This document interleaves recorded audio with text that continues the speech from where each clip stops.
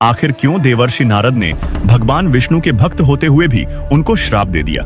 एक बार की बात है, देवर्षि नारद अपनी तपस्या में लीन थे।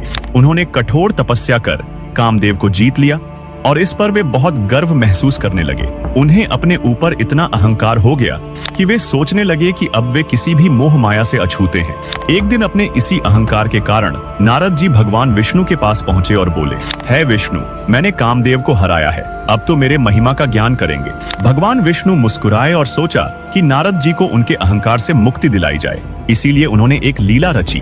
भगवान विष्णु ने नारद जी को एक सुंदर राज्य में भेजा, जहां एक अत्यंत सुंदर राजकुमारी थी। जब नारद जी ने उस राजकुमारी को देखा तो वे उसकी सुंदरता में मोहित हो गए और उसे पाने की इच्छा करने लगे। वे तुरंत भगवान विष्णु के पास गए और उनसे वरदान मांगा कि राजकुमारी उन्हें पति के रूप में चुने। भगवान विष्णु ने मुस्कुराते हुए नारद जी को बंदर का रूप दे दिया। नारद जी को इसका पता नहीं था और वे राजकुमारी के स्वयंवर में पहुंच गए। जब राजकुमारी ने नारद जी को बंदर के रूप में देखा तो उसने उनका अपमान करते हुए किसी और राजकुमार का चयन कर लिया। नारद जी इस अपमान से क्रोधित हो गए और जब उन्होंने अपना चेहरा देखा तो वे भगवान विष्णु की इस चाल को समझ गए। गुस्से में आकर नारद जी ने भगवान विष्णु को श्राप दिया कि हे विष्णु, जैसे मैं अपने प्रिय को पाने में असफलता पाई हूँ, वैसे ही आपको भी मनुष्य रूप में जन्म लेना पड़ेगा और अपने प्रिय का वियोग सहना पड़ेगा।